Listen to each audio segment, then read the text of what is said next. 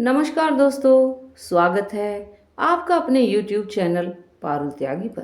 तो दोस्तों, भगवान भोलेनाथ की जय हो।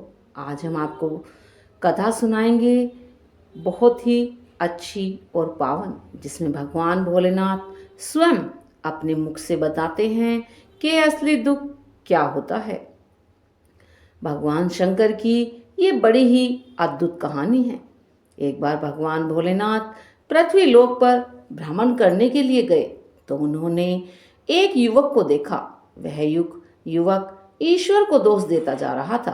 वह अपने जीवन से निराश था, बहुत दुखी था। वह सब देखकर भगवान भोलेनाथ ने एक महात्मा का रूप धारण करके उस युवक को असली दुख के बारे में ज्ञान देने का सोचा।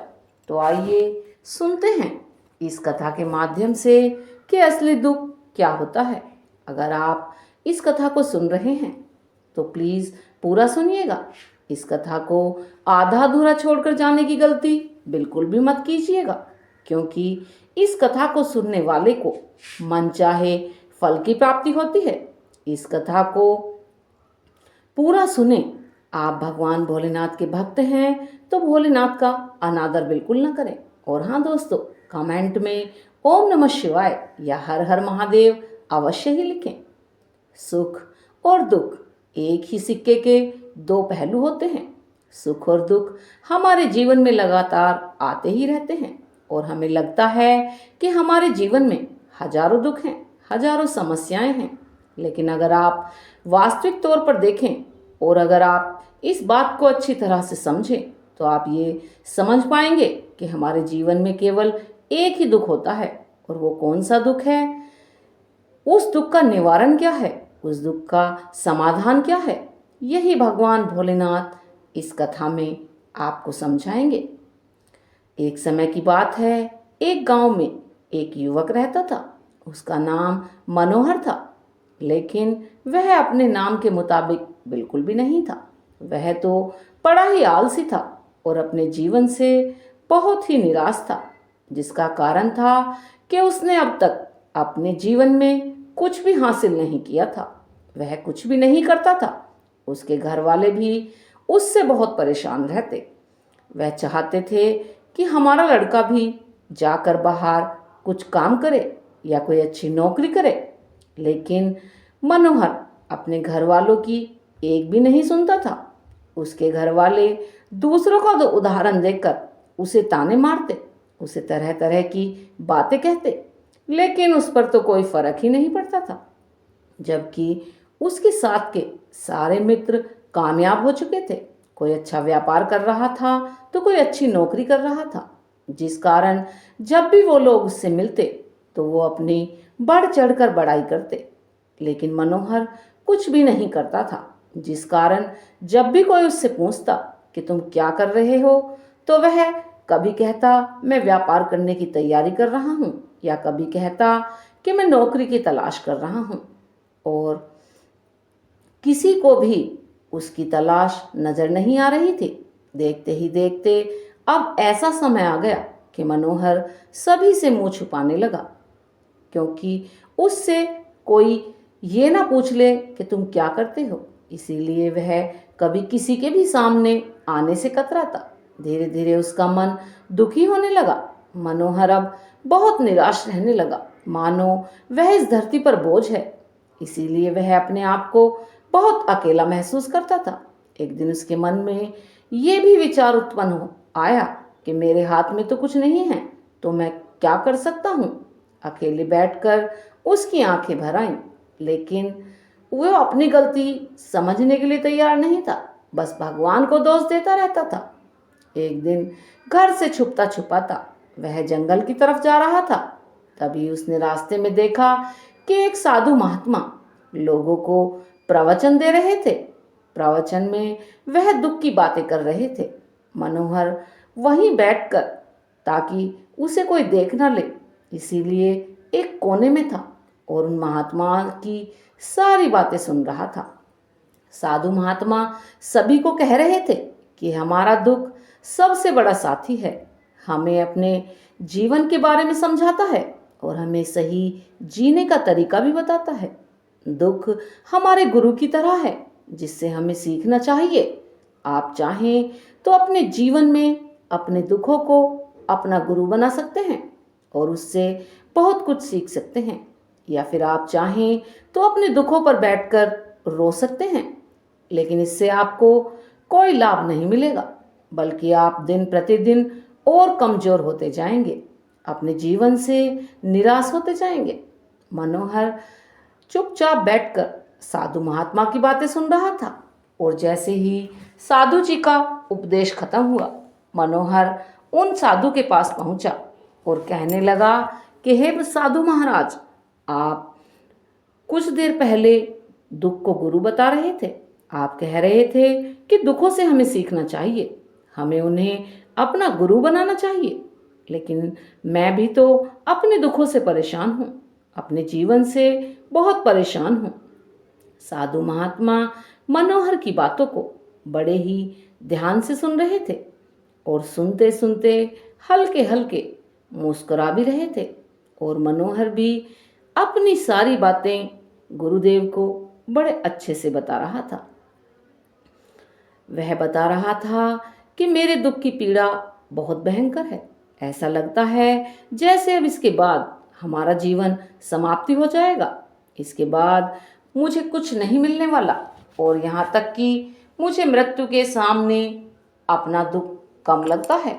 जब लोग ताने मारते हैं, जब लोग ये कहते हैं कि तुम क्या कर रहे हो, तो मन को बहुत ठेस पहुंचती है और मैं उनसे कुछ नहीं कह पाता।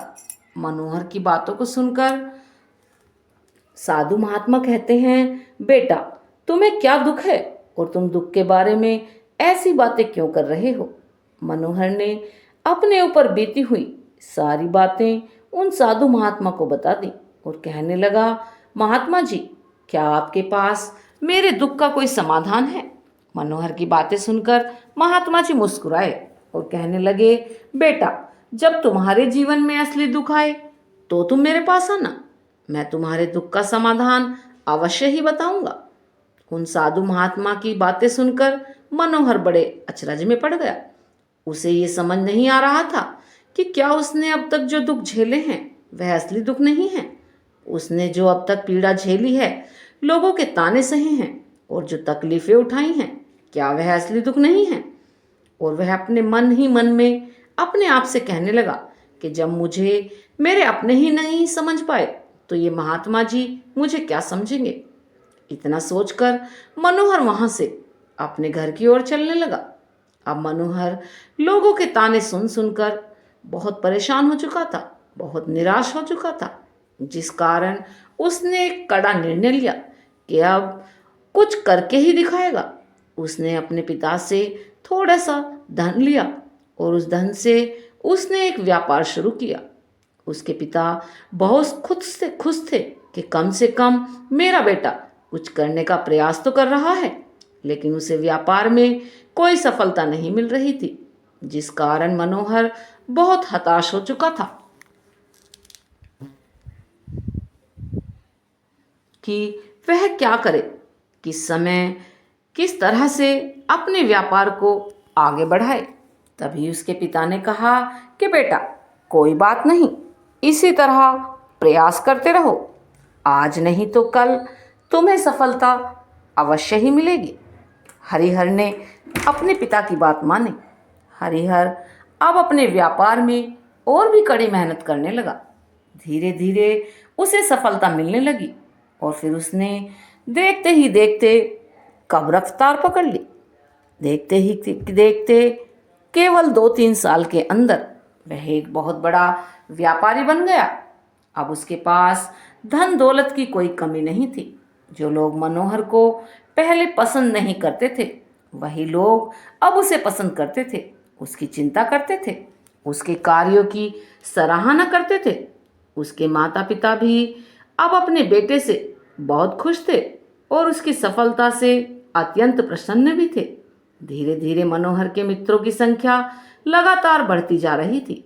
मनोहर के कुछ मित्रों ने उसे यह भी सलाह दी कि उसे अपना व्यापार और तेजी से बढ़ाना चाहिए, उसे अपने व्यापार को दूसरे नगर में फैलाना चाहिए। जब तुम आज केवल इस नगर के सबसे बड़े व्यापारी हो तब तुम इतना खुश हो। तुम्हारे साथ बहुत से लोग भी हैं।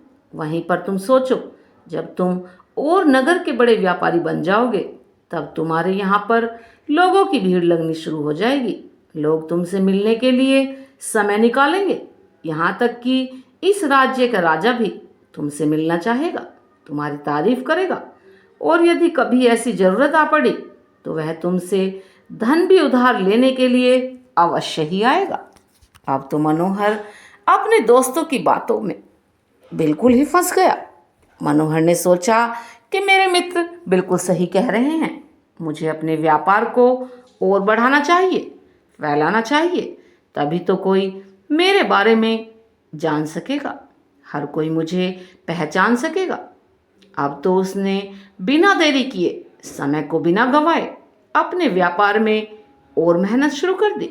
लेकिन अब की बार उसके मन में धैर्य नहीं था, जिस कारण उसने अनुचित कदम उठा लिए ताकि उसका व्यापार जल्दी से जल्द बड़ा हो जाए। उसने कई लोगों से अधिक मात्रा में धन उधार ले लिया, जिससे उसके ऊपर काफी कर्ज बढ़ चुका था। और इतना ही नहीं दोस्तों, वह यहाँ भी नहीं रुका। उसने अधिक से अधिक मुनाफा कमाने के चक्कर में अपने माल की गुणवत्ता को भी खराब कर दिया, जिससे अब उसके माल में वह बात नहीं रह गई थी जो पहले हुआ करती थी। लेकिन वह अपने मित्रों की बात सुनता रहा। जैसे उसके मित्र कहते थे वह वैसा ही करता चला जा रहा था। यहाँ तक कि उसने व्यापार को भी तीव्रता से बढ़ाने के लिए अपने दूसरे छोटे व्यापारियों के खिलाफ षड्यंत्र भी रचना शुरू कर दिया, जिस कारण उसके मन में अब पहले जैसा सुकून भी नहीं था। उसे अब रातों को नींद भी नहीं आती थी। अब उसके मन में केवल एक ही विचार रहता कि किस तरह से उसका व्यापार सारे नगर में फैल जाए और वह इस राज्य का सबसे बड़ा व्यापारी बन जाए। इसीलिए वह दिन रात केवल इसी मेहनत में लगा रहता कि उसका व्यापार जल्द से जल्द बड़ा हो जाए। मनोहर के पास नौकर चाकर सभी सुख सुविधाएं थीं, लेकिन उसके बावजूद भी उन चीज़ों का लाभ नहीं उठा पा रहा था, क्योंकि उसका पूरा ध्यान केवल अपने व्यापार को उन्नति की ओर ले जाना था। एक दिन मनोहर एक मार्ग से होकर गुजर रहा था। तभी रास्ते में मनोहर को उन महात्मा का आश्रम दिखाई दिया। वह देखकर उन महात्मा के पास पहुंच गया और उनसे हाथ जोड़कर कहने लगा कि महात्मा जी, आपने कहा था कि जब मेरे जीवन में असली दुख आए तब मैं आपके पास आऊं।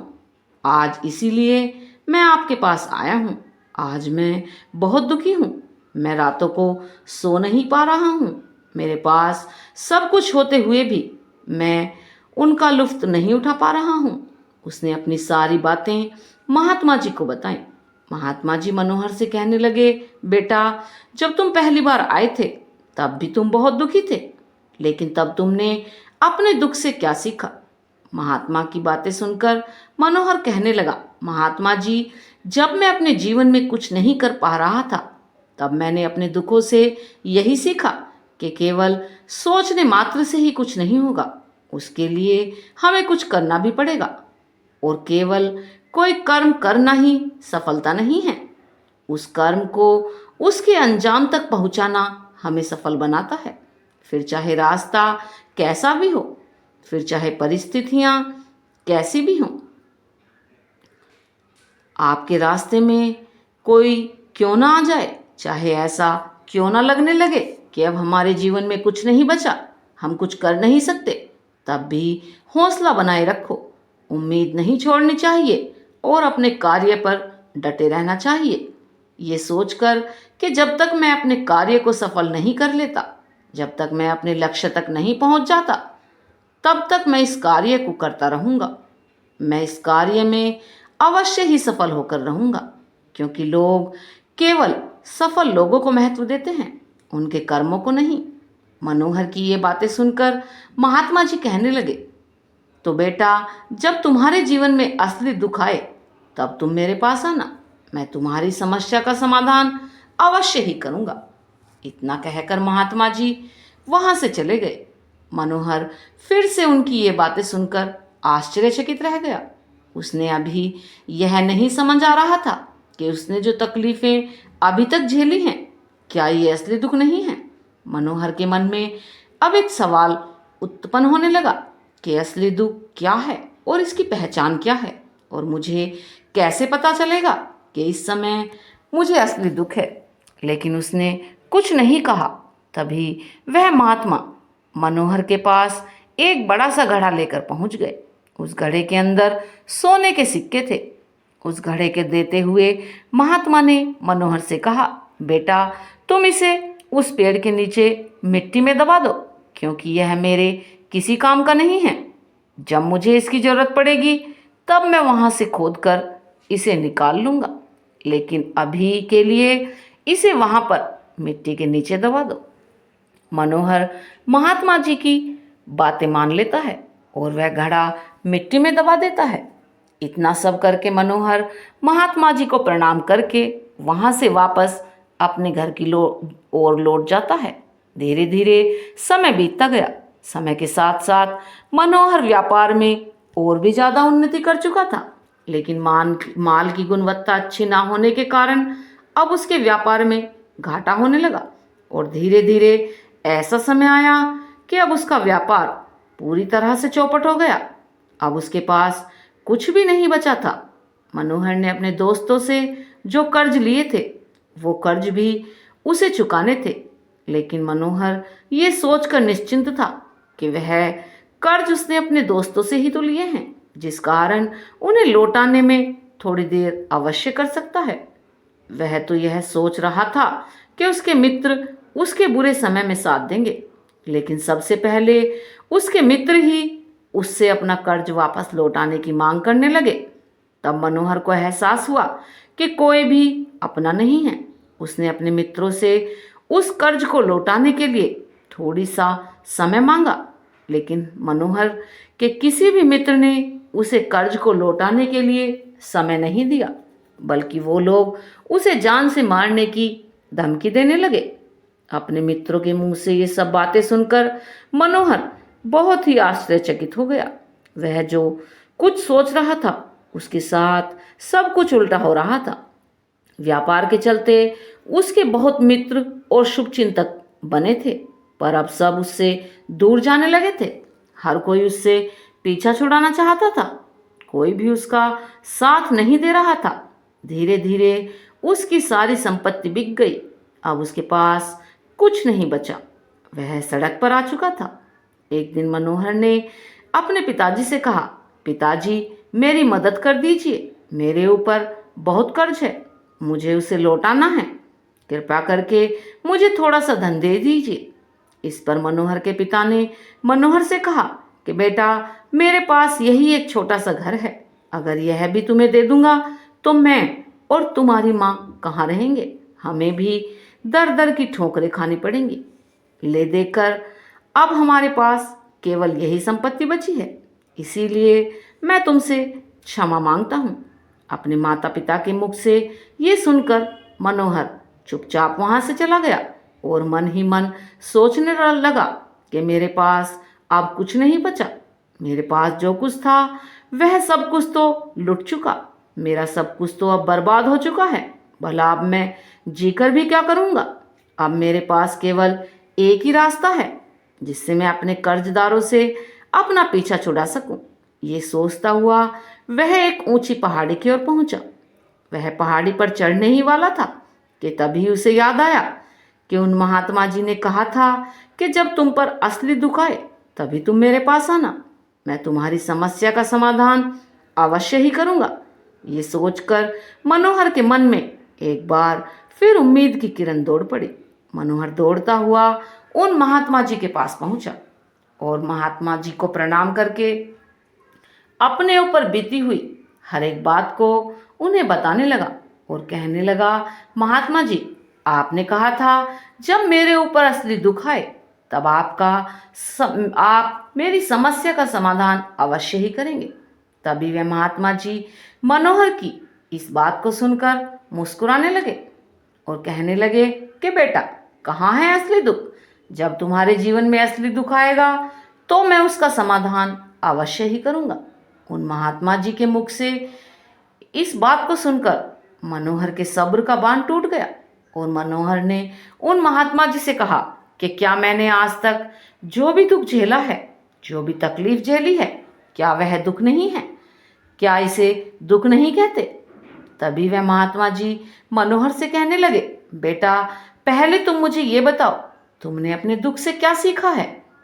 इसका जवाब देते हुए मनोहर उन महात्मा से कहने लगा कि हे महात्मा जी, मैंने तो यही सीखा है कि जो लोग तुम्हारी तरक्की में तुम्हारा पीछा करते हैं वो लोग अवश्य ही तुम्हें धोखा देते हैं, क्योंकि ऐसे लोग बुरे समय पर तुम्हारा साथ नहीं देने वाले बल्कि तुम्हारा फायदा उठाने का ही प्रयास करेंगे।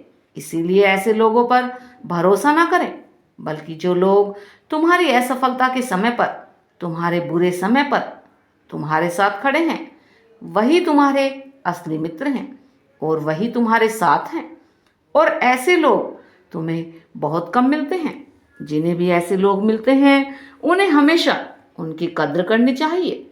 जब तुम कोई कार्य कर रहे हो तो उसे पूरी ईमानदारी से करो, धैर्य रखो, लालच न करो, क्योंकि ऐसा करने से तुम्हारे साथ ही बुरा होगा और तुम हमेशा नुकसान में रहोगे।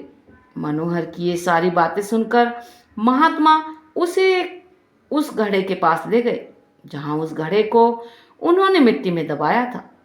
उन्होंने गड्ढा खोदा और उस घड़े को मनोहर को हाथ में थमाते हुए महात्मा जी ने कहा कि ये लो मनोहर, अभी तुम इससे अपना काम चला लो और जब तुम्हारे जीवन में असली दुख आए तब तुम मेरे पास आना, मैं तुम्हारी समस्या का समाधान अवश्य ही करूँगा।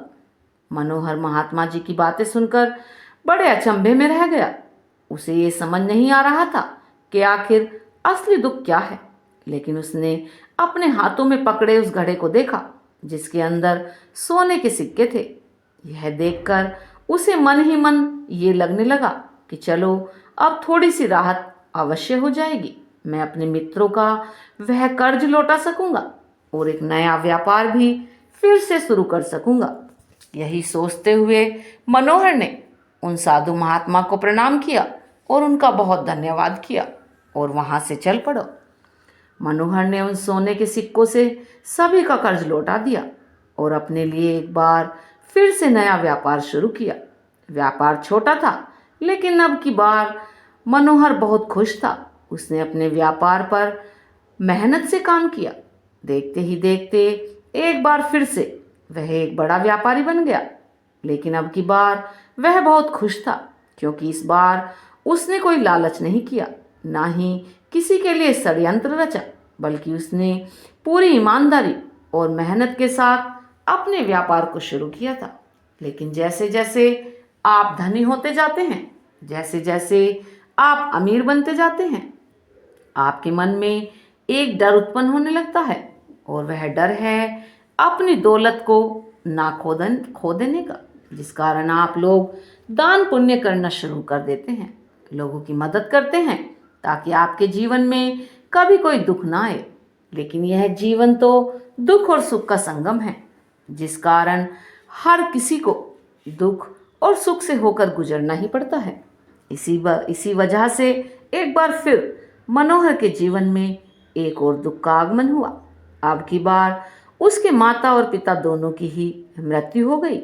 मनोहर अपने माता पिता से बहुत प्रेम करता था, इसीलिए उसके मन को बहुत गहरा आघात पहुंचा।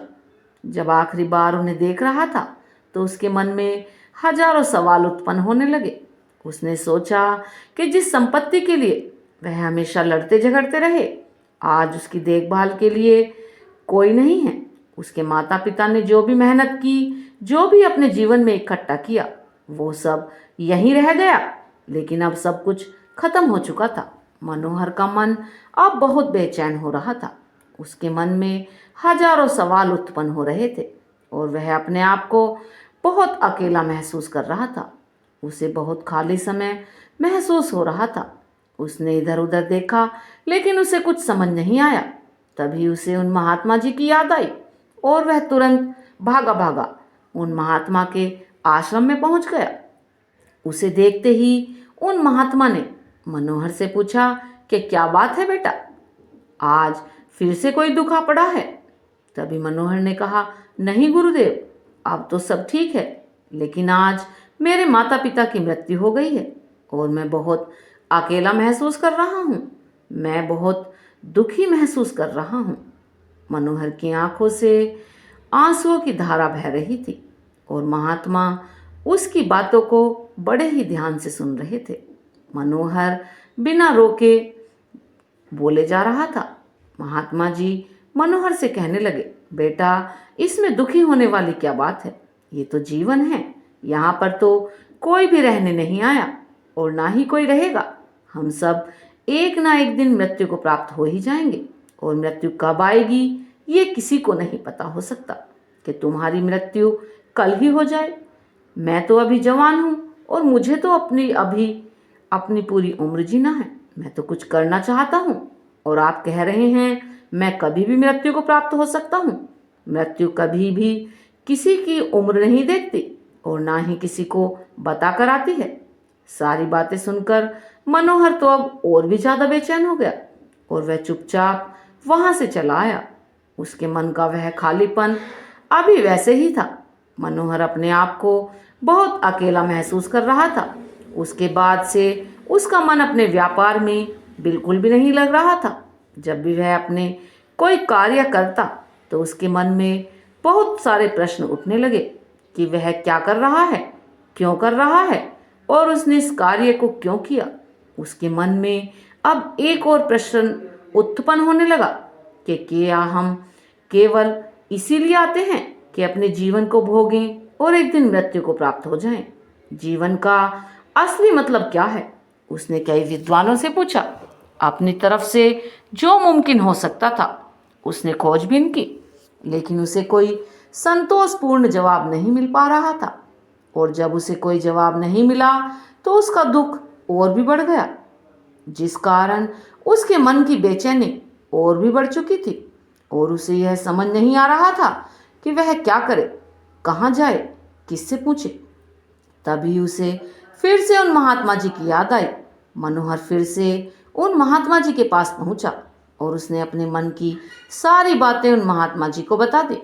महात्मा जी मनोहर से कहते हैं, बेटा, आज पहली बार तुम्हारे जीवन में असली दुख पैदा हुआ है, जिसे हम दुख कह सकते हैं, जो दुख कहलाने लायक है कि हमें पता ही नहीं है कि हम क्या कर रहे हैं, कहाँ जा रहे हैं, क्यों जा रहे हैं, वह कौन है, क्या है, क्यों है, हम क्या करना चाहते हैं। तभी मनोहर उन महात्मा से कहता है, हे महात्मा जी, आप मेरे इस दुख का जल्दी से निवारण कीजिए। महात्मा जी मनोहर से कहते हैं, हम सबके अंदर क्रोध, लालच, लोभ जैसी कई वासनाएं हमारे अंदर घर करके बैठ जाती हैं, जिस कारण हम अपने जीवन को टुकड़ों में जीते हैं और हमारी चेतना कभी एक नहीं हो पाती। हम कभी एक जगह सोच नहीं पाते, समझ नहीं पाते और हमारी ऊर्जा शक्ति भी पूरी तरह छिन्न भिन्न हो जाती है।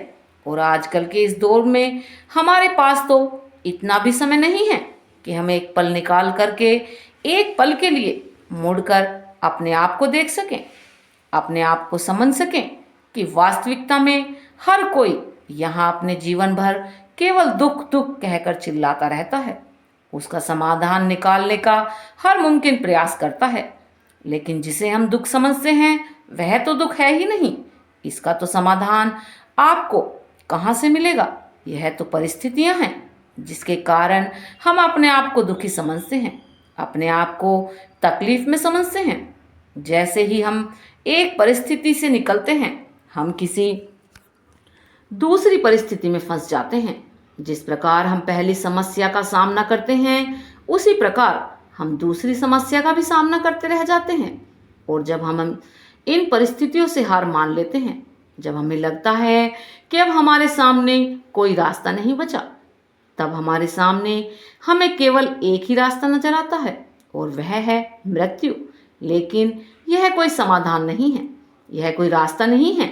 इसीलिए यदि आप सचमुच अपनी समस्याओं का समाधान करना चाहते हैं तो अपने आप को इकट्ठा करना सीखें, अपनी ऊर्जा को इकट्ठा करें और अपने ऊपर ध्यान लगाकर मृत्यु से पहले अपने आप को पहचानें, अपने आप को जानो, अपने आप को बिखरने मत दो।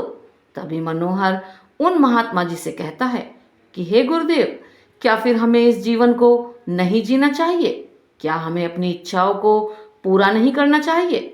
महात्मा जी मनोहर से कहते हैं, बेटा, हमें किसी से भी लगाव नहीं रखना चाहिए, हमें अपनी इच्छाओं को मार देना चाहिए, हमें ज़्यादा संपत्ति इकट्ठा नहीं करनी चाहिए, क्योंकि हम मनुष्य की इच्छाएं, कामनाएं ऐसी होती हैं जैसे मानो एक पर्वत से गिरता हुआ झरना, जिस पर किसी का नियंत्रण नहीं है सिवाय देखते रहने के और परेशान होने के। लेकिन जब तुम अपने ऊपर ध्यान देने लगते हो, तब तुम अपने आप को पहचान जाते हो, समझ जाते हो, तब तुम इस पर नियंत्रण पा सकते हो। तब इच्छाएं भी तुम्हारे बस में होती हैं और यदि तुम चाहो तो उन इच्छाओं की पूर्ति अवश्य कर सकते हो। महात्मा जी की ये सारी बातें सुनकर मनोहर ने महात्मा जी से कहा कि गुरुदेव, आपका बहुत बहुत धन्यवाद, आपने मेरी सबसे बड़े दुख का समाधान आज कर दिया है। मैं आज से अपने आप को एकाग्रचित करूंगा।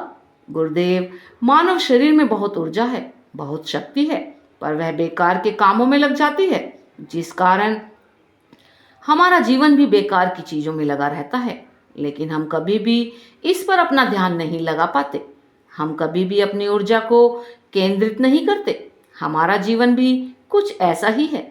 हम अपने जीवन में हमेशा ऊपर वाले से सवाल करते रहते हैं कि हमारे जीवन में इतना दुख क्यों है, हम सभी के मन में जीवन में इतना दुख क्यों है। हम सभी के मन में यह सवाल तो अवश्य ही उठता है और इसका जवाब है कि वह ईश्वर यह चाहता है कि हम अपने जीवन के अंतिम दुख तक पहुंच सकें, उस गहराई तक पहुंच सकें जहां पर हमें ये पता चल सके कि हमने अभी तक अपने आप को जाना ही नहीं है, अपने आप को पहचाना ही नहीं है। मानव शरीर के अंदर जो ऊर्जा शक्ति है उसके बारे में हम अभी तक नहीं जानते। हम अपने आप को चाहे तो एकत्रित कर सकते हैं, अपने आप पर नियंत्रण पा सकते हैं, लेकिन हम अपनी इस ऊर्जा को व्यर्थ के कामों में लगा देते हैं, जिस कारण हम अपने आप को कभी पहचान ही नहीं पाते और ना ही अपने आप पर नियंत्रण कर पाते हैं। लेकिन यदि आप अपने आप को जानना चाहते हैं, अपने आप को पहचानना चाहते हैं, तो पहले आपको खुद को एकत्रित करना होगा, अर्थात ध्यान लगाना होगा। ध्यान से ही आप अपनी समस्याओं का समाधान निकाल सकते हैं। तभी आप अपने को पहचान सकते हैं, जान सकते हैं और अपने जीवन के हर दुखों का समाधान भी कर सकते हैं। तो दोस्तों, इस वीडियो के माध्यम से असली दुख क्या है, इस बारे में आप तक ये बातें पहुंचाने की एक छोटी सा मैंने प्रयास किया है। आशा करती हूँ कि आपको इस वीडियो में दी हुई जानकारी ज़रूर अच्छी लगी होगी और अगर आपको ये वीडियो पसंद आई हो तो प्लीज़ लाइक और शेयर करें और जिन्होंने अभी तक चैनल को सब्सक्राइब नहीं किया है वो चैनल को सब्सक्राइब करें। और हाँ दोस्तों, ऐसी ही अच्छी अच्छी कथाएं सुनने के लिए हमारे चैनल पर बने रहें। राधे राधे दोस्तों।